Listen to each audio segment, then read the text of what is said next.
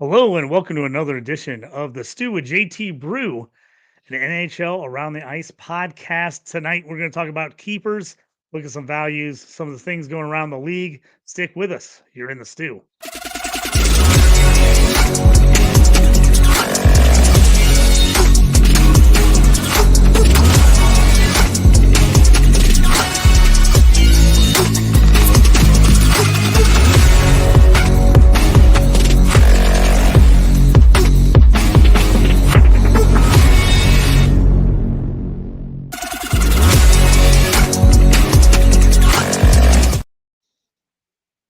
Tonight I want to welcome in my co-hosts, Toast Clark, Bryan, and Aaron Tometich joining us once again.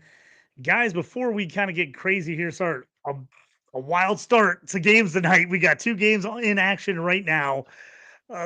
Talk me through this for anybody who doesn't know what's going on. Huge fight in the Rangers Devils game right off the opening puck drop. Aaron, jump in here and kind of tell me what's happening here, what's going on for anyone who's like looking on Twitter and going, "What? Oh, this gigantic fight! What's the background for this thing? How did this get underway?" I mean, yeah, there was a little buildup going into this one, and kind of backstory real quick is Rempe, this 6'8" giant that got called up, plays forward for the Rangers, kind of a fourth line guy, throws an elbow at Siegenthaler, a defenseman for New Jersey, a couple games ago. He gets tossed, chirping up the Rangers bench, waving at him. He's the one that got thrown out. He's waving at the bench and taunting them and gets booted and then the the post locker room interviews were kind of centered around this elbow. He got 2 or 3 games. I don't remember what his suspension was, but it was a suspendable offense. It was pretty blatant, and the team started chirping in the press back and forth and after the game, and so you kind of knew something was going to happen. A line brawl, didn't see that happening. So a line brawl again. You're explaining it hockey to a friend or new to the sport. It's everybody on the ice drops the gloves and go. You can't leave the bench anymore in the NHL. You do that, and I think it's like a 50-game suspension. And if you're a goalie and you join a fight, you're out for the game automatically. But a line brawl, I mean, again, I harken back. JT, you're our resident Detroit Red Wings fan. Like it reminds me of those Red Wings Avalanche games in the late Absolutely. '90s and early aughts. But yeah, so had some real good scraps going. Obviously, Rempe and McDermott, the resident tough guy for New Jersey, they were kind of the main card, and they didn't disappoint. They probably had a 4-minute fight, just chucking bombs at one another, and then they threw everybody out. So you got short benches. The game's still going on as we're doing this. So if anybody's on or joining us live, and you kind of might, just a couple of bucks, you might want to think about. I don't know what the live over is now, but they're playing with some short benches and some tired guys, and that usually means goals being scored. You could say that, and then the goalies watch; they stand on their Yeah, heads. then the goalie's playing out of their mind. But Yeah, yeah, Toast, Knowing it. Aaron, I Toast, think you think you're that's like a 2-0 with the Rangers to get started? Then 3 goals, just another goal as we are speaking here. So take the live over. yeah. Nico Hersher scores for the Devils. They've scored 3 in a row. It's 3-2 now. Toast, this is a live bet we might have to jump on. Yeah, we should probably go ahead and just get on it now, JT. We may actually want to check and see what that over is going to be. I'm sure the over is probably set right now at 8.5. That may be a little high, but nevertheless, you said they're both going to be shorthanded. I know we were talking before the podcast. We said exactly that. Yeah, this may be one that's going to get a little bit wild. And what you know, the Devils have actually got 3 in a row here, and it's 3-2 just halfway through the game. So I'm guessing that's probably 8.5. You're probably actually looking at Toast, minus you're right 110, on. somewhere around there. I don't know. 8.5 over is minus 110. The under 8.5 is minus 120. So There you go. you Yeah. are right on that. 8.5 right now is it's 3-2, 8 minutes left in the second period. Yeah, that would probably be one where I could see, you know what? Yeah, it's going to get wild. Like Aaron said, you're going to get in the third period, man. They're so shorthanded. I believe the Devils actually had 5 guys out of the game. The Rangers actually had 4. I mean, you know how hard it is to actually play with just 1 or 2 people shorthanded? 5 and 4, like I'm respecting, like that's insane. That's insane. The 8.5 is looking real juicy right now. As we speak, I'm getting that bet in. Yeah, we're doing everybody it. I'm pause. taking, We'll be right Points back. shifts. Yeah. I mean, the average I'm taking the NHL over. So shift, I think jump they on. won it under a minute. Maybe if you're Yep. McDavid or something, okay, go ahead and stay a little longer. But yeah, these guys got to be out there 2.5 minutes. I'm Yeah. gonna go ahead and hammer that bet. Yeah. Well, and the thing too is when you get guys that are tired, instead of just passing the puck around and like trying to set up, they just start shooting. Because guys are like, just put it on the net, just put it on the net. And everybody just keeps shooting away, man. And then you get ones that start slipping through the cracks, getting in that, making it through that 5 hole, and then all of a sudden you see going through the roof. So I'm liking where you guys are heads at on this one. I did see, I think I read just before the game that Rimpey in the last 3 games for the Rangers that he played the Devils. He played a total of 5 minutes and has been suspended or kicked out of every game. All 3 games he got thrown out of and got a suspension. So, like you're saying, there's a little bit of history here between him and the Devils team. That's a pretty wild stat. 5 minutes of ice time in 3 games with 3 ejections. So, you gotta love hockey sometimes. Extend that just guy. Fantastic. Yeah. Sign him. Extend him. Yes. Toast, we were talking about just when that came up. We're like, you know what this makes me want to do? Makes me want to go watch the movie Goon. I absolutely feel like we got to watch Goon tonight. Yes. Yeah, we may if just you do haven't a live seen cast it, and watch Goon. Yeah, I was gonna say if for people out there who haven't ever seen the movie Goon, look up Goon. It's about a guy who plays hockey and he's just a huge, big time fighter. It's absolutely hysterical. There's actually 2 of them. Stifler, the old Stifler, is in there as Goon, but there's also 2 of them. They're actually both absolutely hilarious. I know, Toast, you and I have watched those quite a few times. Tometich, you've seen Goon, right? I know you have. Oh yeah. Yeah. I was gonna say a hockey guy like you, that's like it's got to be on the list. Yeah. You're not a hockey guy if you don't watch the movie Goon, right? That's right. Great flick, and it's awesome movie. Probably best hockey movie since Slapshot. So Slapshot's kind of the holy grail, but Goon is right up there with it. Love it. Yeah, between hockey movies and between actually hockey documentaries, we could do an entire episode just on that. Do episode or movie review, just overall. I mean, Youngblood is one of my all-time favorites. With Rob Lowe and Patrick Swayze. That's a great movie. I want to say that was probably made somewhere around 84, 85, 86, somewhere around there. But man, we should maybe put that on the back burner, guys. Doing a hockey movie or documentary review. This summer. We'll have to do something like that. Getting fired up for hockey season. Our rundowns of greatest hockey flicks and where you got to go back and watch to get yourself fired up for hockey season. Because we can come up with a lot of them. There's a lot of good documentaries out there too. Yes. We'll have to put it on the movie review list this summer. There, Toast. Yeah, for sure. For sure. Another game going on tonight is that Lightning at the Leafs. Another one actually started off high scoring. And the Lightning, boy, I'll tell you what, Maple Leafs actually have 23-11 advantage on the shots on goal, but the Lightning are up 3-1. Guys like Stamkos are actually starting to come on of late. He's actually got a goal as well. Braden Point, who's been amazing. I think he scored his 43rd. And of course, Kucherov just keeps doing Kucherov stuff with a couple more assists this game. Austin Matthews did score his 63rd. So with both these Leafs and this Rangers game, I did do the Toast Takes parlay today, plus 400, a little bit more juicy than I normally do. Usually I keep it around to plus 100, plus 120, somewhere around there. But the Lightning visiting the Leafs, they tend to give up a lot of goals, a lot of shots. They're not a very good road team either this year. And Austin Matthews has been on a tear of late regardless. So the statistics actually really matched up there. And I got Austin Matthews for over 1.5 points. So far, he has a goal halfway through the game.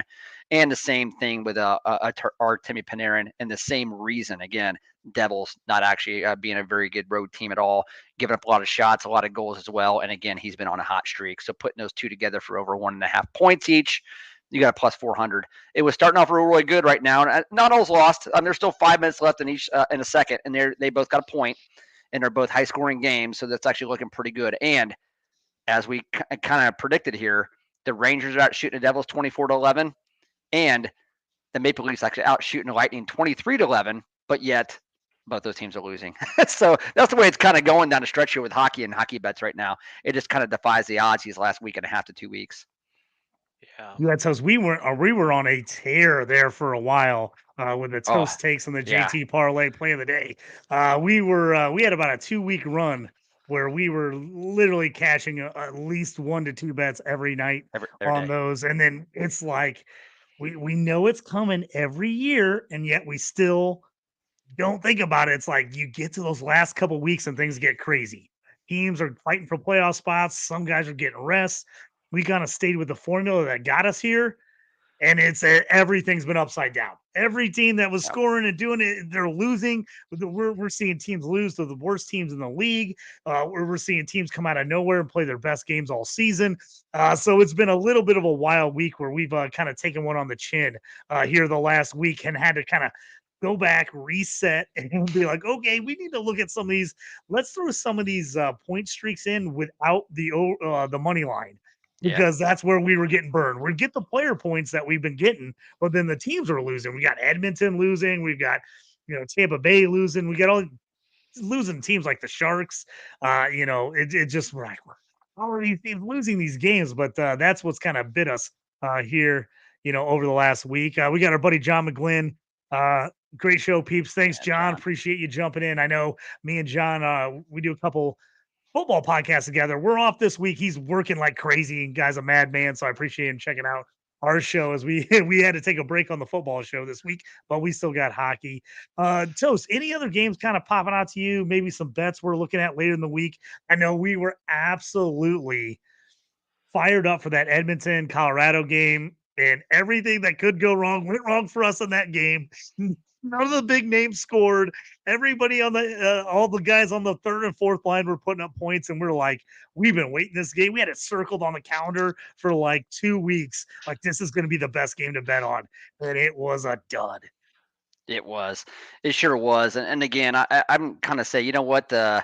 I'm going to look to the future. I want to look forward here, not backwards, because if I do, I'm just going to be disappointed because, man, and that's the way gambling is, right? You're on such a hot Yep. streak for about 3 weeks. I mean, literally anything I touched was going to win. And I knew it. I was even saying that, and I probably bit off a little bit more than I chew and actually talked a little bit more trash than I should have. DraftKings actually quit giving me NHL boosts. I just said because they're scared. So it's hashtag scared is what it was on the text thread at the time because they were afraid of me. They didn't want to give me any free boosts because they knew I was going to win. Now they can give me all the boosts in the world and I actually can't hit anything, man. But you got to stay the course. I do tonight, that Oilers Stars game. That's going to be a really good game. Set aside the gambling, set aside the fantasy, just a good hockey game in general. Those are two teams that can go pretty far. The Stars, I think, are probably built a little bit better top to bottom and actually go a little bit further than the Oilers. But that in the West would be amazing if those teams actually did meet. I went back on it and looked. These games between these two teams, they've been on the over a lot. You got 7 goals, 5, then 9, then 8, then 7, then 8. That's basically the last 7 games here. It's been an absolute over machine, which you got to think some. If you're going to go with the over tonight, then you'd be foolish not to parlay it with some player props, because if it's going to go over, you're going to have the player props as well, and McDavid's going to be in there. You can get McDavid at the assist plus 1.5 over 1.5 assists. You can get that at plus 155 or 160 tonight. If it's going to go over, that's free money. Okay, that's free money. So I'm probably going to go ahead and put one on here later on and put the over, maybe tease that over, put it over 6.5 goals or 6, and actually get the McDavid over 1.5 assists. I really like that as well. And Wyatt Johnson for the Stars has been hot lately, very, very hot. And really that entire line with him, and he's also got Ben with him. They're doing some great things together, man. That team is just loaded from top to bottom. I love them. And then also Miro Heiskanen has actually been getting a lot of points at the defenseman spot as well. I don't know if he still has power play 1, but I want to say he actually does. And they've been doing it. And honestly, the Rupe Hintz, Pavelski, Robertson, like we've been saying all year, they've been good, but they haven't been great like we expected them to be, right? And they haven't been bad. They've been real good, but they have not been great. And they should have been great all year, but luckily that team's just stacked from top to bottom. You guys like any other games besides that one tonight, or want to say something about that Oilers Stars game? Yep, I like it right now. I'm building us a little same game parlay as we're speaking here. I got one here, us going into the group. So right now, I've got us over goals. If you're doing it on DraftKings, they will not let you adjust the over under goals. So just be aware of that. You can do it on FanDuel. You cannot do it on DraftKings. So we're going to go the over 6.5 goals. We're thinking we're going to get a big time one tonight. So we've got over 6.5 goals. Wyatt Johnson over 0.5 point. Connor McDavid over 2 assists, 1.5 assists. It's plus 175, the best we've seen so far. Plus 175 to give him over 1.5. Just those three right now, we can add to it. Those three right now are plus 525 with those three legs. Yeah, anything else we like to throw in that mix? Because I'm liking what we got so far. Do we like Ratnan for anything? We like anybody else for an over a point or an assist on any of this? You meant Draisaitl, but you said Rantanen, but I know what you meant, JT. Oh yes, sorry. That's right. Yes, Hey, the other Robin, thank you. Right? Yeah. No, I mean the Jamie Benn over point as well. You got to think that if Wyatt Johnson's going to get that point, Ben likely is going to be in there with him. And also the same thing. If McDavid's going to get his 2 assists, the thing is he kind of just chips in everywhere, right? It doesn't matter who. I mean, he gets assists with Fogle on the ice at times. I mean, so but you would think that Zach Hyman as well has been super hot. Zach Hyman if you're going to go the over 6.5, I mean, you could get this wild. You could get wild. All right, so now we're in JT parlay play moves here now. Because now we've got Wyatt Johnson over 0.5 point. We're going over goals 6.5. McDavid 1.5 assists over. We got Ben over a point and Hyman over a point. Point. All they got to get is over 0.5 point, so it's a point each. We're at plus 1,100 here. I'm in. That's a JT parlay play of the day. We're in it. So if you like it, I'll post it to our X page in case you're wondering and you couldn't go back and listen to what we all put in. Oh. I'll post it right now to our X page. You guys, while I'm doing that, jump on and talk about a couple more of these upcoming games. I'll put this in for everybody. Yeah, love it. Love the McDavid bet. Again, I think it was both on your list. It was on my list as well. He's at 97 assists. He's chasing 100. He'd be him, Gretzky, and Lemieux, or I can't remember what it is off top of mind of the guys that have put up 100 assists. I think we were talking about it last time we were on, but 100 assists in a season. Yeah, there's only 3, Aaron. He's going to get it. Yeah. Is it 3? Oh, he'll be number 4. He's going to do it. So I'm betting that McDavid over assists, so unanimous. Now, if you really want to get crazy with JT, I think we got 2 other games behind. I spot on the Edmonton Alice game, but the 2 other games behind that, I think 8:30 Central Time starts. I want to say, Seattle and the Kings, LA. The Blues are nipping at the heels. Mm-hmm. They are really fighting game to game. They're a good bunch. They had a great start. They kind of fizzled. They've put together a couple of games, beat some teams. They've lost to some teams they should have beat. They have to beat Seattle. Seattle is crap. They're gonna roll them. Yes. So I got LA on a 3-way. The 3-way for anybody maybe new to hockey betting, that's that LA wins in regulation. So if they win in overtime, you do not win the bet. If they or if Vancouver wins, or I'm sorry, if Seattle wins and you don't win, but I think they'll pull it off in overtime. They're getting ready, and then Vancouver last night got it handed to them by Vegas. Vegas looks like they may grab that last spot. Right now they're in third, so they don't even need the wild card. Vegas will make the playoffs. Here come the Knights. Here come the Golden Knights, but they absolutely rolled Vancouver last. It was like 4-0 first period or 4-1 or something like that. Vancouver, they put in a couple goals. They didn't mean anything. They never made it close. Tocchet looked mad. Vancouver has to win that division. They have to win right now. They're 5 points ahead of Edmonton, but Edmonton's on a heater. They've been playing good. Again, you just talked about. They've been dumping goals in crazy. Skinner's been serviceable. He's getting his playoff ready to go. I don't see much load management right now with Edmonton. So you would assume if you're Vancouver, you got these guys nipping at the heel. You got to get the 2 points. So I'm saying Vancouver, then Arizona. Now that should be a lock, right? That should be a lock. 3-way Vancouver. But the freaking Coyotes have put in like 15 goals in the last 3 games. They're beating guys they shouldn't be beating. This team is young. They're hungry. They got Cooley out there just flying around. They don't have a care in the world. They don't have any pressure on them. Yeah. So I am nervous. This sounds stupid, and but no. Vancouver's got to do it. Tockett's got the guys dialed in. They're going to do it. They're playing it down in Arizona, so it doesn't matter though. Vancouver will win. So I again, if you want to get crazy, that's probably going to put you up at around plus 1,700 though on the 2-3-way bets. I don't know, maybe not, but that'd be the only other two I'd look at. I think you bring up great points, Aaron, is especially with the Kings, right? They have to have the game. They have to have the game tonight. They do. And you said the Kraken, they're garbage. They're garbage, man. I mean, now did the Kraken screw me on a this late last weekend on a money? Yeah, they did. Absolutely, yeah, they did. They came out of here of nowhere. I'm like, what is this? Because they've packed it in. It's pretty obvious they've actually packed it in as well. They can't score. They cannot score a goal.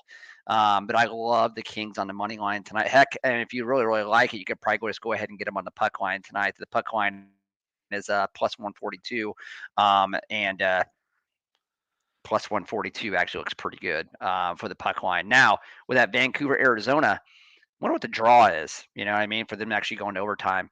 I'm sure the draw is probably anyway. We'll have to look that up and see what the draw is. But nevertheless, it could be plus 330. Plus 330 on the draw. Again, that just may be one where I kind of like where your head's at there, Aaron. Vancouver's really, really got to have this game. Arizona's playing out of care in the world. It is a little surprising the fact that Arizona is only a plus 120 underdog at home to Vancouver. Again, probably really taking a good look at the points you were actually making. And the bookkeepers there are saying, yeah, Arizona's actually playing a little bit better, so they're going to go ahead and make them at plus 120 because that should be at plus 175. That's what they've got thinking, me big time. They've got Arizona's got me big time the last couple of weeks where I'm like, 1.5. I bet on them. Something, and they keep coming out and winning. Toast. I know me and you, we finally convinced ourselves. All right, the Blues are for real. We're gonna start getting on some Blues bets, and then immediately get on the Blues and they kill us. I hate the Blues. Immediately we get on them and they play terrible. And we're like, this is what we get for betting on the Blues. Like, what are we thinking? I mean, absolutely ridiculous. The Blues are going to be a playoff team. They're going to make it. They're going to do it. I mean, so when I say they're going to be a playoff team, whatever, I mean, right now they are on the outside looking in. They are 3 points back of LA. And LA's got a game in hand.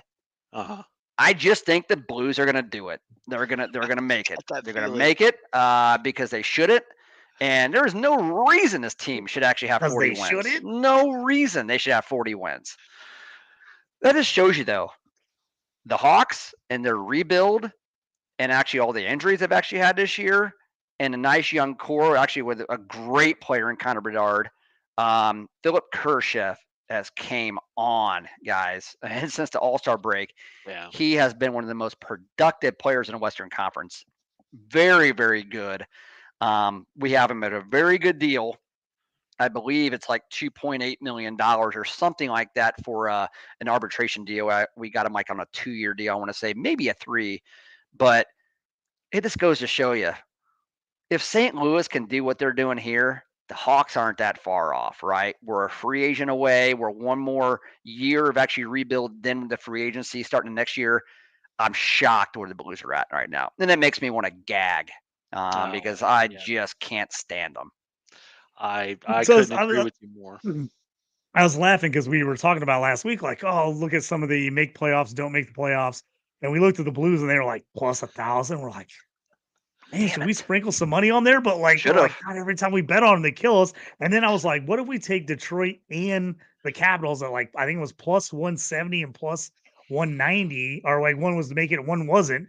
And now it's like, oh, they're both nipping at Philadelphia's heels. It's like, oh, we should have got in our early bets. We were discussing them last Yeah. week. And then I went back to look at the Red Wings and they're like minus 120 to make it now. And I'm like, oh, they were just like plus 190. Mm-hmm. They're like, I was like, ah. So it's going to be a wild ride here to the very end. I mean, we've got currently you got Detroit and Washington tied up 82 points. All of a sudden, the Islanders right behind them with 81 as they've won 2 games in a row. Philly is on a crash course. They've lost 5 straight. They're at 83 points. So they're like just barely trying to hold on and get in. I was like, man, Toast, we could have bet on the Wings and the Islanders to get in, not knowing that basically maybe Philly and the Capitals would get knocked out. We could have hit both of them. Would have been pretty huge. But there's going to be some big games coming on stretches. Like I said, as soon as I leave the Red Wings for dead, they go and beat the Maple Leafs the other day. Of course, I bet against them. I'm like, at least I'm going to win some money when my team loses. And then they go off and win. And I'm like pissed I lost the money, but I'm like, oh, okay. I'll lose the money if we can make the playoffs. I'll take it. It's like I'll take one for the team on the hit. So it's definitely getting wild down the stretch here. But man, there's some teams in it that I think we thought were pretty terrible all year, and that I'm shocked that they're still in. I'm shocked the Capitals are in it. I'm shocked the Blues are in it. Yeah. I mean, some of these teams I don't know where it's coming from. It is just wild. It's hockey, man. You just never know what you're gonna get.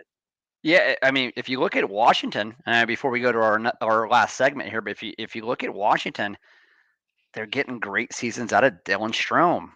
They're getting Connor McMichael, the young guys actually come on. Hendricks Lapierre, we've actually talked about him as well. And then Lindgren in goal. I mean, you got to really look at actually what he's done too.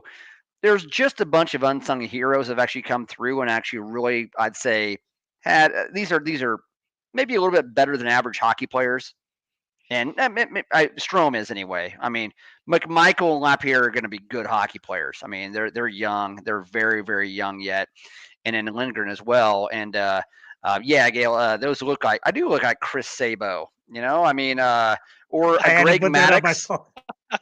You know, but very classy, very classy. But Washington, they're like the Blues. They have no business being where they're at. No business, which tells me if you're going to go ahead and bet in the playoffs, if you can actually bet like a series to only go 5 games, whomever they're playing, I would actually hammer that. And JT, remember last week we were talking about, and Aaron, I don't know if you remember this as well. I don't know if this was the one you were actually on or 2 shows ago. We were liking Carolina to go and overtake the Rangers and actually have the top record there, and really over Boston as well, the top record in the East. Carolina actually has the easiest schedule here on out in these last 7 games as well. The Rangers not so much, and neither Boston either. Carolina is probably going to win the Eastern Conference. Yeah, so I think probably what plus 300 right now.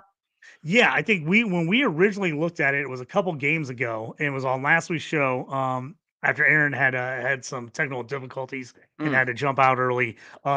We looked at it and they were at plus 500 to win the Metropolitan Division. I was like, Toast, I don't know if I kind of like that bet. They were about 4 or 5 points down at that point, but I'm like, man, look at the remaining schedule, and Carolina's been hot since the trade deadline. We're like, that might be some smart money right there. Want to bet on that? And they keep coming. They're only down 3 points right now, so I mean, they're right in the mix right there. And if you look at their records this year, right now they're identical. The difference is Carolina's got 3 more OT losses. That's the only difference in points. They basically have the exact same record, other than they have 3 more OT losses. So it's I mean, they're right there together. And like you said, Toast, they've been hot. I mean, real hot. Yeah, they've moved from plus 500 to plus 330 now. They are the favorite in the East now. So that, and I was about what I was thinking. Plus around plus 300 now. They're plus 330.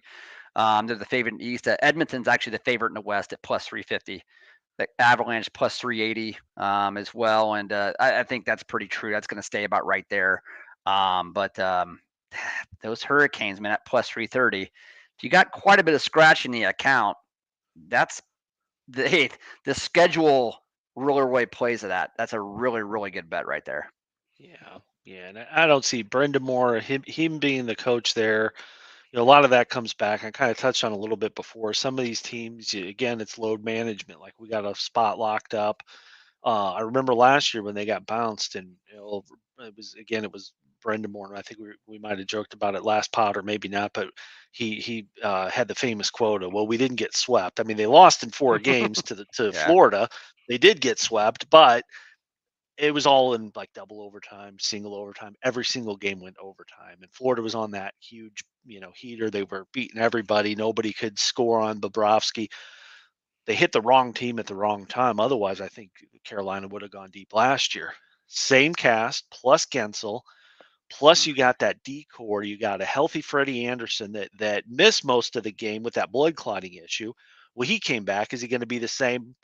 No, he's not the same. He's better. He's better. This Wow. guy's lights out. And they again, with Rod being the coach, I just don't see him benching his guys. He's a player's coach. These guys still want to play. I don't think a single player in the NHL plays for that President's Trophy, but playing for number one in the East or West, whichever division you're in, I think that does play a role. That does, um, have uh, say for the future. Now again, they're not playing for, oh, we get more home games. Our owner's going to make more money. No player in the world saying that, but there is something to be said to winning that East. So yeah, even at plus 330, like you said, Toast, you got a couple extra bucks sitting in the account. Just throw it on. Throw it on because I think you're safe with that. And then I love what you guys we were talking about. Phil, the Flyers kind of potentially missing the cut. Maybe I would love to see it. I've got special connection with Washington. Love the Caps. Friend of a friend that actually works with the organization, Yeah. but they you talk about polar opposites on coaches. Spencer Carterberry. I think I don't know if I'm saying his name right. Coach of the Capitals. He's like this. He's a young guy. He's like 33, but he's this real just reminds me kind of like a Theo Epstein kind of just this new kid on the block. He mixes the sabermetrics with the players. There is there is beyond Ovi, and like you said, Dylan Strome, great season. He's more of a journeyman, but he's finding a spot here. You got Lindgren that's lights out in net. Beyond that, Carlson's kind of on the back nine of his career. You don't have a whole lot. It's not like in a rebuild. Everybody's waiting for Ovi to get his record goal. What are these guys? How are these guys in the playoff hunt? But again, I think so he plays an element now. Now you look at his coaching style versus that of Torts. That's Philadelphia Flyers. That's that guy that's making the kids do bag skates, and he benched his captain, a healthy scratch for Coach Ye. Um, he's screaming in the media. They did get that new Russian goalie that's like 9 feet tall, and there's no net to shoot at, and he just started his game, and he played well in his debut, but they lost.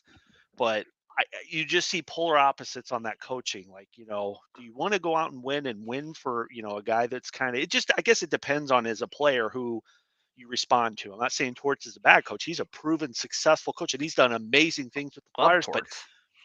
maybe that's worn maybe it's worn out. They're gassed. They're out of gas. They're tired of getting yelled at. I don't know. And then you got a guy like Spencer Catterbury. So um uh, I'm pulling for Washington. I hope they make it. I really do. No disrespect to the Flyers. The Flyer fans, they're all crazy, and I love it when they're in the playoffs because they they boo the star player if there's a highlight video or something and it's not a Flyer. They just boo him. It doesn't matter if he's out there because maybe he just it's a first game back from a horrible disease or something like that. They boo him. So Yeah. I like that for hockey playoffs, but no, I hope the Caps make it. I hope they get in. Yeah, I was just looking it up on FanDuel where we were talking about these bets last week. They've pulled most of these bets, just so if people are aware.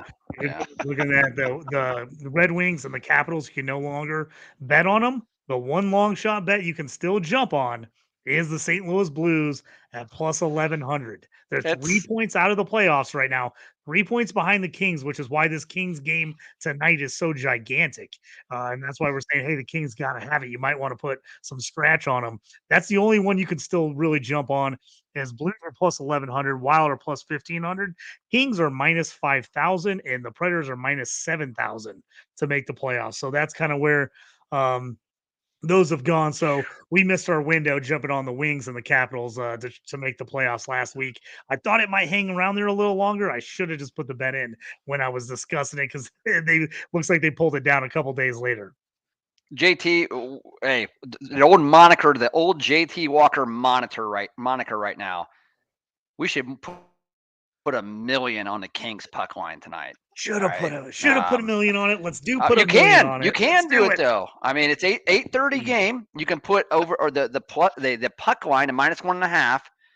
Put $1 million on the Kings. They have to have this game. They have to have it. They know that. They have a game in hand as well. So if they end up winning tonight, they go up 5 over the Blues. You don't 3, and that's huge right now. The 2 points, especially at a home game if you don't win, versus the you lose Kraken. it. Oh, you lose this. The Blues Yeah, are you have to have a this win game. away from being a point behind you. Then anything can happen. Like it's like, and then Yeah. all of a sudden it's wild. I almost want to put a little money on the Blues at plus 1100, and then take the Kings tonight. And if the Kings lose, I feel way better about my 1100. Well, we could It's do like, do both. Yeah, Yeah. you could that's hedge what I'm them saying. I too. kind of might sprinkle a I little bit of money on both of them. I'll I'm a man of principle. I cannot watch the Blues and I cannot I can't do it. Here's what happened. Here's what 2 nights ago. A buddy and I we have this watch where another thing with talk about bets pulling off. DraftKings is kind of doing me dirty. We would have a puck watch. We kind of split up games that we watch.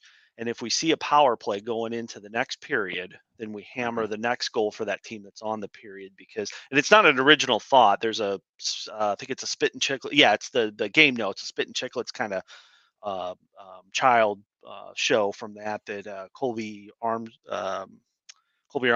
and Matt Murley, former players, do it every Friday. But there's this bet you hammer that next goal bet when you get a clean sheet of ice and you get the power play. They had 20 minutes to sit in that locker room and decide exactly what they want to do on this power play. Your PP1 comes out, rested, and I don't know what the percentage is, but they usually hit on that next goal. DraftKings pulled it. So we're watching the Edmonton St. Louis game. There was a 4-on-3 power play. They took that bet down. So I'm like, well, Blues are going to get the win. They had the power play. Sure enough, they scored on it. I just took them to win the game then in regulation. Well, what happened? They didn't. They Edmonton came back and tied it. Blues won in overtime, but my bet That was a was late shot. goal, right? And I'm sitting here rooting for the Blues. It was a late goal. I'm rooting for the Blues, and there's McDusty just flying around the ice, just going around these Blues like they're pylons. I'm like, what am I doing? I'm betting on the stupid Blues, and I'm betting against Connor McDavid. Just an all-time low. And that was just 2 nights ago. So I can't put 1 penny on the Blues anymore. That's it. They're done. They're dead to me. Totally understandable. I absolutely know how you feel. It's like sometimes we're like you outsmart yourself. You're like, oh no, this bet, and you're like, Yeah. why am I betting against the best player in hockey? What am I doing? Oh, It's it was torture watching that, hoping that somebody can cover him. Nobody can cover him. I'm hoping, hey, your gap's too big. Go gap up. Well, then he just gets around him. That's not a way to live. It's like betting the unders. I don't like betting unders because then you're betting again. Everybody's going crazy with goals were scored, and no, I can't do it. I don't think I've ever Can't bet against that guy. if you are looking at this last bet we'll throw out there before we move on to our final segment here, I did find Nathan McKinnon plus 430 to win the Ross Trophy the other day. Plus 430, and he's right in the mix. I jumped on. There's a few. I got that one on FanDuel. There's a few of them because it's so close right now on these points and for these MVPs. Go in there, look around. I just want to throw it out to listeners. If you haven't taken a look lately, go in there and look because there's a lot of guys within 1 or 2 points of each other with just a few games left in the season. You can get some decent odds. I got him at plus 430. I was pretty pumped about that for a guy that at the time I think was either second or tied for first in points. So I was like, I getting that high of he had a couple bad games in a row, which he hadn't forever, and his odds jumped way up, and McDavid's odds came way down. And I was like, oh, I'm gonna buy the dip on McKinnon right now. So I did get him for plus 430 on FanDuel. So make sure you guys kind of go check around some of those end of the season awards and things. Right now is a good time. They're kind of jumping around. You can get some decent odds on those. Anybody got anything else before we jump to the final segment of the nights? You guys ready to Ready hit to it? All right, roll. let's do it. So we're gonna jump at Toast Takes. We're gonna talk about keeper league values tonight. I know most people are either at the very end of their fantasy hockey season, or their fantasy hockey season's already over, or you're a guy that's already got knocked out and you didn't make the championship. So we're gonna look at kind of just looking at our home league, how we do things in our home league, and then this is an option you can bring to other leagues. I brought this up. We've done this for a while now in our home hockey league. I brought it to baseball leagues. I brought it to basketball leagues as just a good way to get guys to get value and kind of keep some of those high end players back in the mix. So where you don't have those guys or you never can get them ever again in a keeper league. So Toast, I'll let you kind of take things Mhm. away here, kind of what the main thing for us is we start out with 2 keepers. We eventually moved up to 3 keepers. The basic is we keep the guy in the round we draft him in. So if you take a guy as a rookie and you take him in the 20th round, you get him that next year in that 20th round again. And then after that, they move up 2 rounds. Now we'll talk about we've talked about like, hey, do we want to start doing a max amount of years a keeper? Do we want to do once a guy gets to the first round, you got to throw him back. So those are the things we'll discuss between the 3 of us because we're all in this league as well. And so I always want to talk about, but that's kind of the basic parameters for our keeper league is 3 keepers and you get them in the round, you draft them in. So Toes, let's talk about some keeper values and just talk about keeper leagues in general here to kind of finish up the show. Yeah, I love this format, and it really, I guess, rewards those fantasy owners who actually draft and they draft well and they draft for value. But what I also like it for is that you can only keep 3, but when you make trades during the season or in the off season, you're looking at that guy's draft tag. So, for example, I'm looking at the draft board right now, and Timo Meyer, I'm just glancing at it. He was drafted in the 7th round. So he's got a 7th round draft tag on him. And we have 10 teams, we have 22 rounds. So he's tracking somewhere around between player 60 and player 70 in a bangers league. Okay, in a bangers league, we actually have we got 4 points for a goal, 2 points for an assist. We got half point for a hit, half point for a block, and so pretty darn good there. Ryan Reeves he's going nuts on somebody right now, talking about goons. But the Leafs are going on a power play. So what I like to do is not so much just look at who am I going to keep in the offseason.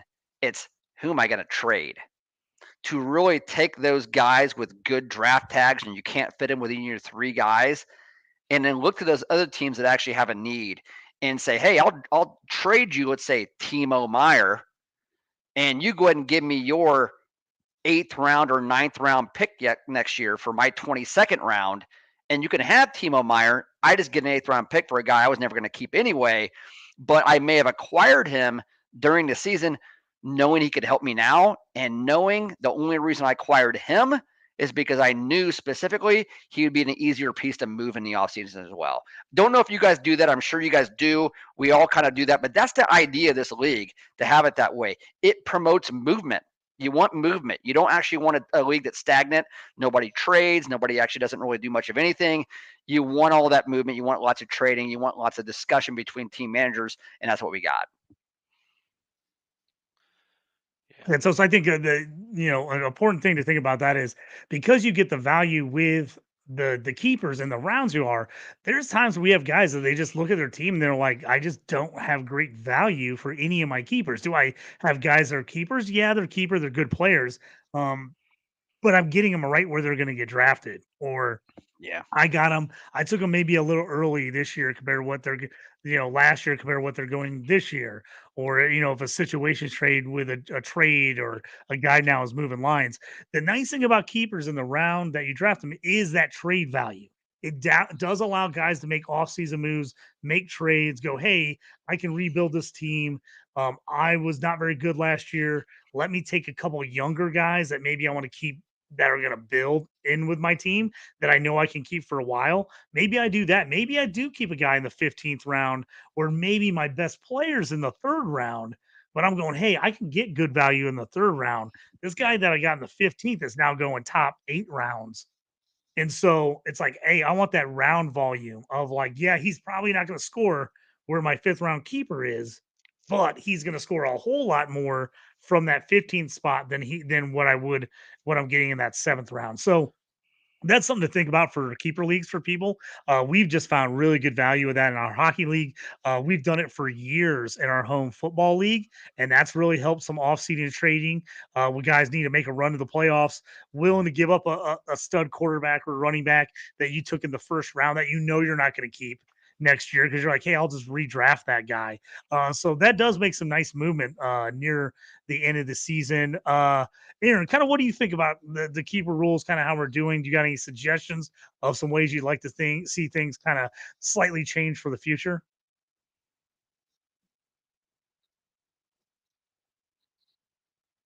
Tommy, Aaron, can you hear me or no? Yeah, I got you now. Can you hear Oh, me? okay. Sorry, man, you couldn't hear me there for a second. Yeah, I'll just say, kind of give us your idea of like how you think about how we run the keeper league. If you have any suggestions, some different things like that for you, as far as like how you feel about on keeper leagues, and kind of any changes you'd want to see, maybe either in our league or other leagues that you're in that do keepers. I wonder if we got a connection issue, JT. Yeah, but go ahead, Toast. You jump in here since Aaron's not hearing me. Yep. Aaron, you got us? Okay, he may not Yeah, actually I be able to got you. hear. Okay, I yeah, got you, Aaron. Brian. Yeah, go ahead. Did you hear JT's question there for you? Yeah, but and kind of echoing the same thing with kind of the strategy or the thought behind it is where these guys are, whether it's at the 15th round versus the 5th round. But yeah, a couple of guys that kind of jump off, but same mentality like this year. So to your point, JT, this year I tried something different where I took a lot of that, like drafted and sat on guys. Like it was pretty early on where I was out of it, but saw some value in some guys or some guys that were going to the playoffs. So I cleaned house, just traded everybody. I've got, I don't know, I think I'm done drafting by round 10 or 11 this year. I don't have any late picks, but I just cleaned house. But to your point, it was like, I don't know. And last year I kind of ran into this with Kaprasov. Like I had Kaprasov, I wasn't going to keep him, believe it or not. I had McCarr, Drysaitel, and Tage Thompson, but I had Tage Thompson as that perfect example. Like he was a 14th, 15th rounder, but Kaprizov was a 9th rounder. So I traded, for like a 7th round pick. So I definitely use that same strategy that you were kind of outlining there, JT, that, hey, this, in sitting on guys and depending on your league too, it sometimes it can be hard to do that. Like it's all about the waiver pickup, or it's how many game starts am I having at the right time, especially in the playoffs. So sometimes it's a little tougher to sit on some of those guys, the 16th, 17th rounder if they're not producing right away. But you got to think of the long haul. I go like kind of I take an every other year approach. If I can get at least third place where I'm playing for free or whatever, because that's kind of our payout structure.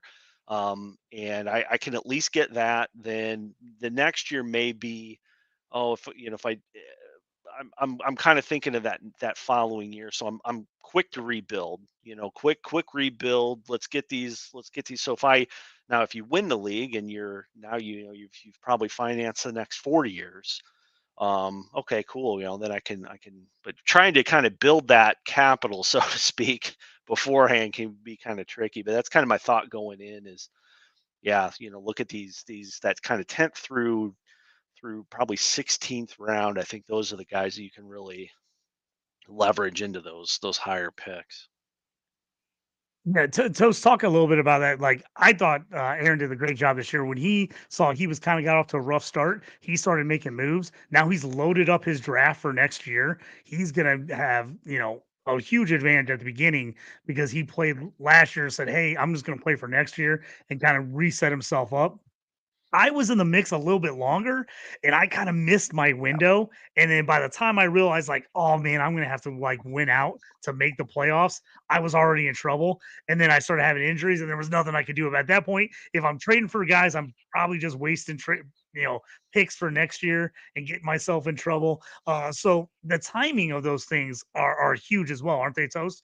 Same thing for you. You made it in our league where you went the opposite of Aaron, and you went the other way and started acquiring guys early on, and both strategies kind of worked out for you as far as what you guys were going for. Yeah, I was 4-6 at the 10-week mark, and I had a feeling about my team. Had some guys underperforming like Tim Stutzle, Kirill Kaprizov, and there was maybe 3 or 4 other guys, Rupe Hentz. And these are guys that end up coming on at part of the season. I couldn't wait any longer. So I made about 5 or 6 trades in one day. I did jeopardize maybe my 3rd or 4th rounder, my 6th rounder, my 9th rounder, and my 13th rounder. But here's what I did to maybe lessen the blow. I only took guys back. Either A, they're unbelievable players like a Braden Point, right? Points. Hey, Points gets points. He's great. But I only took guys back that I was confident that somebody else may want to keep because they had a good tag on them. So I was very selective on who I wanted back. Because here's the deal: I lost a 14th rounder and a 9th rounder. But what if I can get the 9th rounder and 14th rounder back and actually make it an 8th and a 13th rounder instead? Then I'm actually only out like a 4th and a 7th. Okay, I'm still out quite a bit, but I'm not out 4 picks. I'm only out 2. Because I had a You made a run to plan the when I actually got championship. those guys. Yeah, and Toast, you made a run to the championship. I won 10 in a Sometimes you row. gotta you gotta give up. You gotta give up something to get there sometimes, and that what makes it. That's what makes it worth it. But you gotta be realistic about your team. And Aaron was very realistic about his team. I mean, JT, I've done that in your football league. How many times? I'm either winning it or I'm actually last place because I'm realistic about my team at the halfway mark. And you have guys underperforming, but they're going to perform at some point. You sell off, you make $1 million, you gear up for the next season because you're playing to win the entire thing. And if you can't win the whole thing, who cares about getting second or third or actually having a decent year? You're winning, you're playing to win the game. Yeah. So, no pun intended. But and that's kind of what Aaron was doing this year, right? Aaron, you're playing to win. And I was playing to win, but I felt like I usually go the opposite way on that. But this year I'm like, you know what? I don't want to sell. I just want to buy. I'll buy, screw it, I'll deal with it later on. But I may screw myself on this podcast. If every one of our league members are actually listening, I think I can make it back. Okay. There's a couple teams out there who's going to need a keeper or two, and you got to stay on top of it. You got to strike first, and you got to give them realistic trades. Meaning, I'm not going to be asking to send a player like a Timo Meyer or whatever. I don't have him. You send him, and you ask for a 4th rounder in return. That's not going to happen. He's a 9th round tag. You're going to ask for like maybe a 9th rounder or a 10th rounder or whatever. You're getting something, and you're getting a mid-round pick, and that's where you win a draft. I think you win a draft right around between that 7 and that 12 right there. That's where you can win.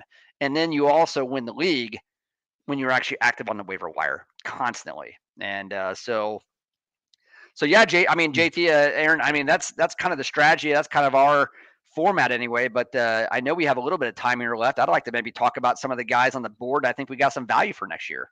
Yeah. Let's Toast. I was gonna say let's talk about that because I was one of those guys last year that I had a load of good keeper value. A load of good keeper value. I had tons of guys. I was debating down to the very last day.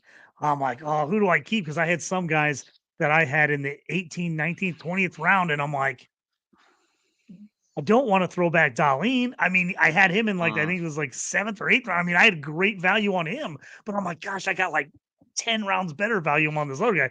So I had to make a couple trades. It was good. And I was the perfect example that I missed my window this year for my team. My team got off to a great start. A great start. A lot of guys were hot. And then I got some injuries and I didn't make any moves. I kind of waited for guys to get back, thinking, okay, my team's going to get healthy. When they're healthy again, I'll get back on a roll. And it just never happened. I never got everybody healthy again. Not everybody got rolling at the same time.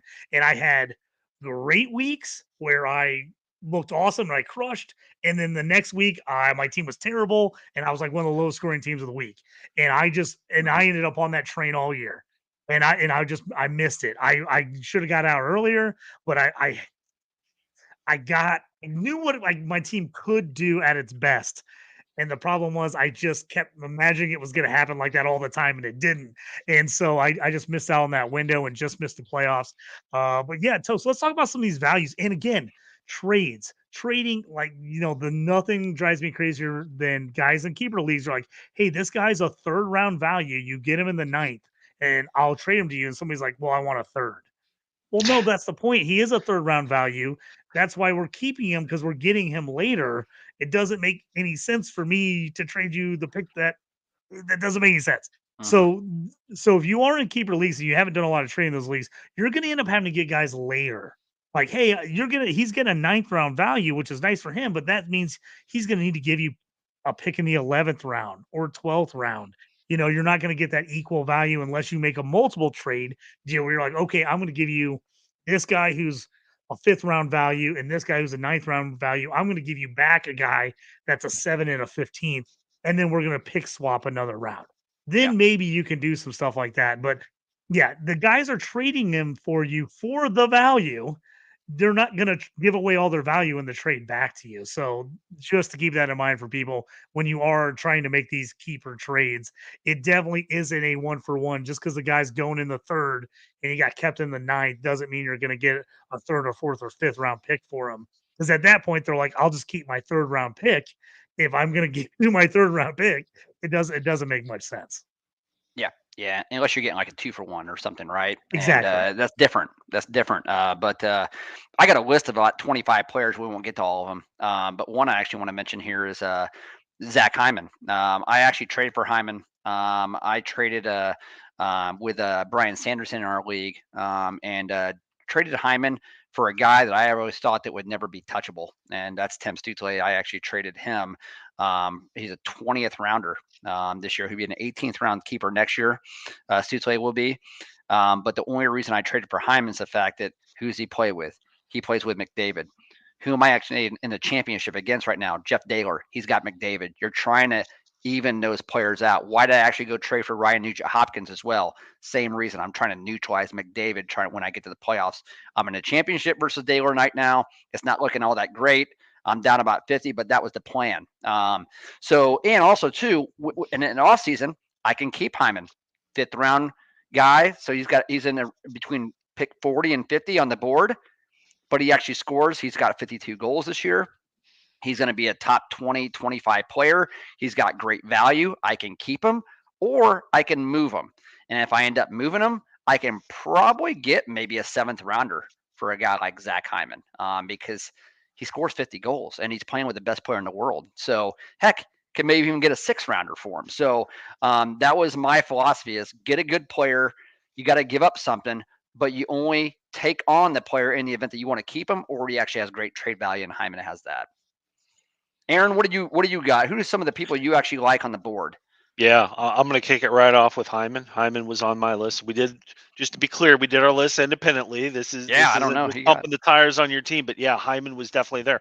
Round five value if you move him. And again, the philosophy back to your point, JT, about well, well, this guy's got third round value. Why don't you give me your third round? If somebody's making that offer, they're not keeping him.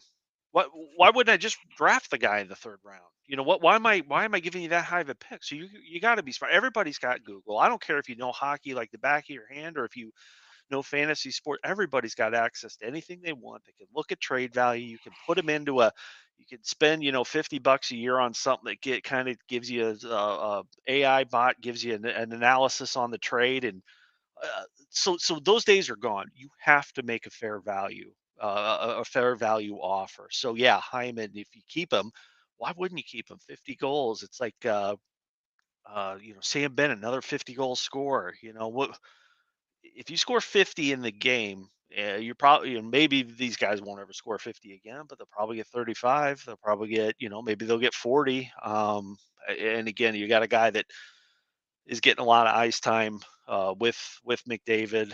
McDavid's just a man possessed, and yeah, he just puts his stick out there and it finds him. He taps him in, and all his goals are coming in where goal scorers score their goals. So yeah, right off the bat, that's another fifth round gem. Whether I don't know whose team. I did not look at. Pretty much concentrate on the board when we were doing this, but Jack Hughes, I really like how he plays. I know New Jersey's kind of tanked, and I don't know what they ended up doing tonight, but they're out of playoffs. But just love the guy, fifth round tag. Whether you keep him, obviously, if he does decide to keep him, he's a third round. Still very, very good. I love where the future of this guy's going. In our league, again, specific to our league, I like Gensel. He's showing like he might be there to be that superstar that Carolina has not had. Maybe this is the guy. I love how he fits in. I love how he plays. Um, he'd be a 13 round tag in our league, and then this is kind of a dark horse. And then I'll get one more here, but the Natchez, he's an 11th rounder. So it's actually Gensel is a better value, but Natchez, I've been watching a lot of Carolina games, even before they started heating up. I don't know why, whatever. But Natchez is that guy. He moves like McDavid, and I don't say this lightly. He skates like McDavid. Now he doesn't have the hands like him. He doesn't score them. He doesn't put the numbers. Does that come with time? I don't know. So he's kind of a dark horse, kind of one of those guys that aren't on a whole lot of lists. He doesn't go very high in the draft, but I kind of like him. And again, I don't know the position of the team and the current team that has him, if that 11 round is kind of a stretch, but he may be one. And it's just one of those players I've been watching, and now he's got the supporting cast around him in Carolina. He may be one of those guys. He may be the um, Ryan Harden next year. He may be the Zach Hyman in next year. So just kind of jumping on that. Owen Tippett in our league, he's be a 16th rounder. Will the Flyers do this again? I don't know. They'll probably keep Torts around, but he seems to be drinking the Kool-Aid. He's playing well, getting his ice time. Logan Cooley out of he'd be a 15th round keeper. I love what I've seen with them. I think Phoenix, whether they play in Phoenix, whether they do or don't, I think he'd be another good one. Then a couple that didn't get picked up. Voronkov in Columbus. I mean, a shit stain of a team, but he's outshined Fantilli, who is the blue chip can't miss guy. Now that's not to take away from Fantilli. If he hasn't found his game, that's fair. But this guy's good. And he went probably undrafted. He's your round 22 keeper. Same thing with Brock Faber out of Minnesota. Dude's with 34 assists. I think he's under 10 goals, but I don't think many expected this. He could be your round 22 keeper, like you hang on to him. Is he going to be Cale Makar? Is he going to be Quinn Hughes? No, probably not. But he's only a rookie. I mean, I don't know. I kind of like him, and he could be a very late keeper. So those are kind of my shouts on our board for our team. I have no idea who those are on, so I'm sure if that's all, it could all be from the same team. So that team will likely knock me out of the playoffs next year. So we'll see. Yeah, and we had a lot of the same guys. And I will say that Philip Forsberg was drafted in the 8th round.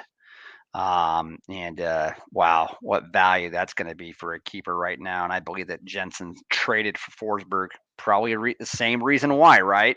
Forsberg was having a hell of a year, and with an 8th round tag.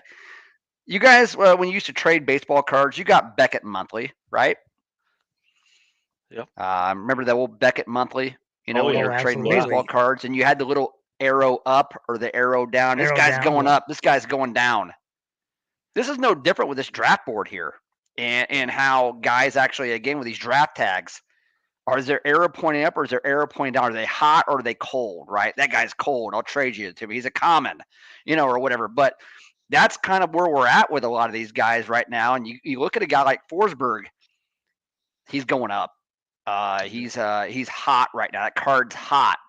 So 8th rounder, if he were to trade him, Could he end up getting maybe a 5th rounder for him? Maybe, right? Because that's how hot the card is right now. But normally you wouldn't be able to actually do that. And that's where you got to look at these. You got to take an honest assessment of these and actually look at them. And JT, you got Lucas Raymond in the 18th round.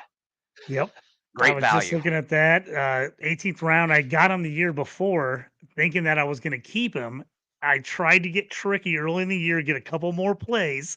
I dropped him thinking no one else is going to get on him. I'm just going to drop him, pick a couple plays, and I'll pick him back up on Monday. Nope, somebody snuck in front of me Oh, in the yeah. waiver wire, got him off me. I couldn't get him back all year. I was so pissed. So I went into this draft like, okay, I got to get Raymond. Where can I get him? So I ended because I had him as a round, I think 22 keeper the year before. So then I ended up drafting him in the 18th round. I like him there. A guy that I know Toast me and you've talked about because we have him in a couple other leagues is Lafreniere from the Rangers. Yes. So he was a guy, was a top overall pick. The shine kind of wore off as he didn't hit right away. He was a 22nd round pick in our league this year. That's a hell of a value as a keeper. Now, is he Isn't going to it? be a top 20 scorer? No, but at the 22nd round, that's some really great value. You got to think he's a top 10 or 12 round guy next year. So getting a guy like that as a keeper in the 22nd, looking at him, I thought was really good value. Like you said earlier, Toast with Stutsley in the 20th round. He's one of those guys that got drafted real young and just kind of get kept. And I always say, bring this up, Draisaitl. I got him like early on in this league, and then we reset this whole league when we had a bunch of new guys came in and started all over with the keepers. I had him early on. I was like, I'd still have Draisaitl, but I got him in like the 18th or 19th round, like his first year. So I was like, oh, I could have had Draisaitl this whole time. But I thought those guys really good. So I think a lot of times what you see is you see the very end where you see some younger guys that are really great value. They're going to really take a step forward the next year as far as where they get drafted. They're going to go up 8, 9, 10 rounds, and then like you guys said, kind of find those guys in like the 8th to 10th round that kind of won you the league. Like those are the guys that are going to jump up to like the 4th or 5th round next year. And so if you can keep them in that 8th, 9th round as a keeper is a really nice spot. When I've had rounds where the value was pretty good on a guy, but I said, you know, I can maybe redraft that guy. If he Yes. gets back to me, I can go back, I can get him in the second or I can get him in the third. Would keeping him in the 5th be good value? Yes, but I have better value later. So maybe that 5th round keeper, I'm just going to do it and take him in the 3rd round. I'm going to take, a good example for me last year would have been, let me look at my team real quick. Kyle Connor. So he Yeah. had been Yeah. a keeper for me for years, and almost 3 years, I think, because I think I originally got him in like the 12th or 14th round, something like that. You did. So he had moved up quite a few rounds for me. I think he was at like round 6 for me. It was like 5 or 6 as a keeper. And I looked at it with all the other great value I had a keeper. And I said, I like Connor, but I'm just going to go back and try to draft him. So that's what I went and did. I just waited. He got to about the middle of the 3rd round. It's not the 5th round keeper value, but I did get a guy that was like in the 9th round who would have gone in the 2nd round. So Yep. I just, I adjusted that value and I didn't get as great value on Connor, but for what I kept, it was pretty good value getting him in the 4th as opposed to getting him as a keeper I got him in 3-6 and got him there instead of keeping him in the 5th round. And I gave myself a chance to keep someone else at a better rate. So I think sometimes that's the way you got to look at it too is, maybe I want that guy back, but maybe I do the difference. I take him a little earlier and I'll be in that boat with, Jack Hughes, a guy I've kept for quite a few years here in a row. He's kind of starting to finally really shine. Now I'll have to have the decision with him next year. Do I keep him as a 3rd rounder?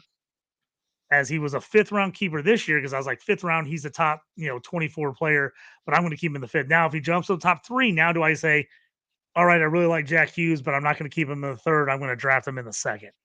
Yep. Yep. And just And make that decision. Hey, I lose a round of value, but I gain that round times a lot by keeping someone like a Raymond in the 18th round as opposed to drafting Raymond in like the 8th, 9th, or 10th. So I think that's kind of that's how at least I process it when I'm looking at these keeper values. I think it's more than just around the guy you're getting in. Who are you giving up, and where can you get that guy as opposed to the guy you're keeping as well? Yeah, I want to point. That's great point, JT, and I think that's just good advice for people that are actually in leagues like this specifically. And I want to mention a couple rounds that really stand out to me where the values is great on our draft board. That 16th round, we've already mentioned it. A couple players in there. I think we've already actually talked about Owen Tippett in there as well. But listen to the rest of these guys: Uyghur, Alex Tuck, Tarasenko, Clayton Keller. Clayton Keller. What? Yeah. And I traded Keller to McGlynn when he came in the league, almost as a gift. Be like, hey, I'm glad you're in the league. Let me give you a gift here. And I think he actually gave me like a 9th or 10th rounder for him. And I knew that, hey, this is a great value. Ehlers, 16th rounder. Owen Tippett, 16th rounder. Wyatt Johnston, 16th rounder. Travis Konechny, 16th rounder. That 16th round is loaded with young talent. When I say all young, all right, but a lot of young talent. And then you go to the 19th round, Brock Besser. Again, Besser's card on Beckett Monthly was pointing down. That card was actually going down, but he bounces back this year. I think he lost his father, played an inspirational season here as well. Vancouver's just been on fire. Seth Jarvis, another one, a great pick here. I think he was drafted and dropped, unfortunately, because now Daler actually has him in, against me in the championship.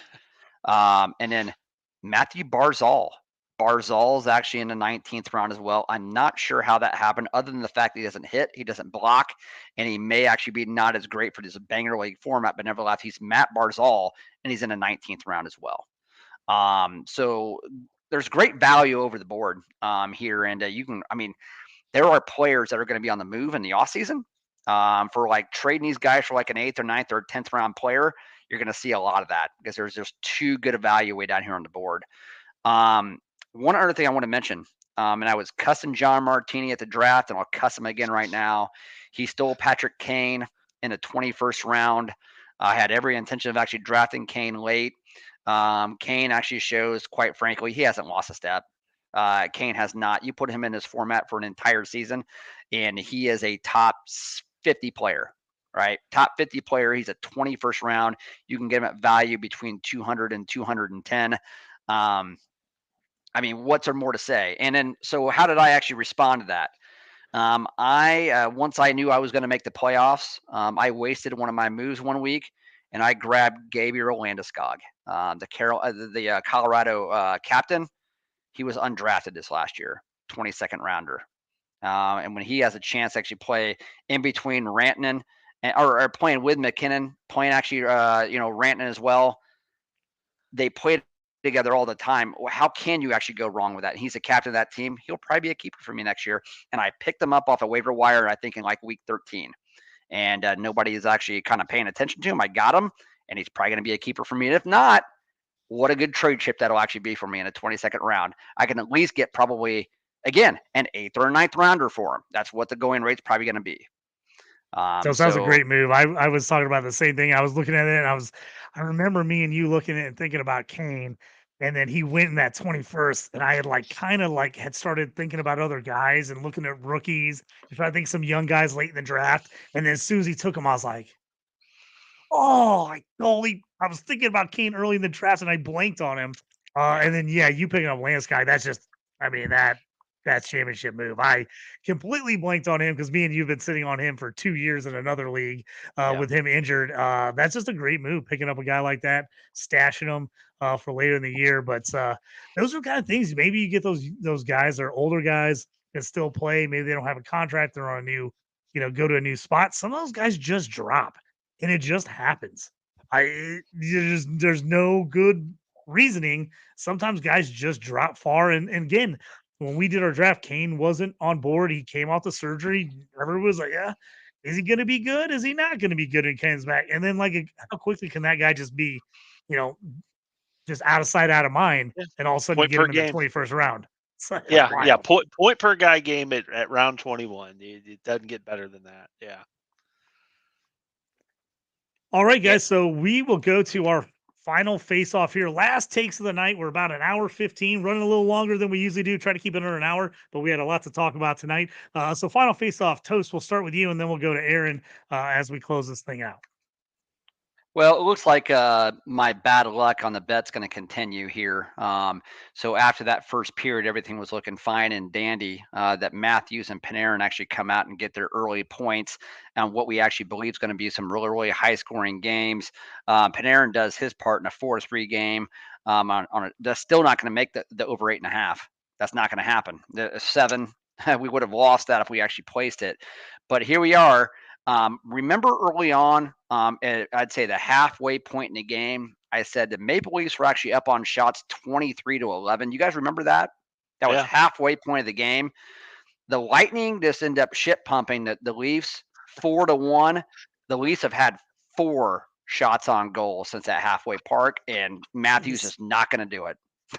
and it's mind-boggling. It doesn't make a whole lot of sense.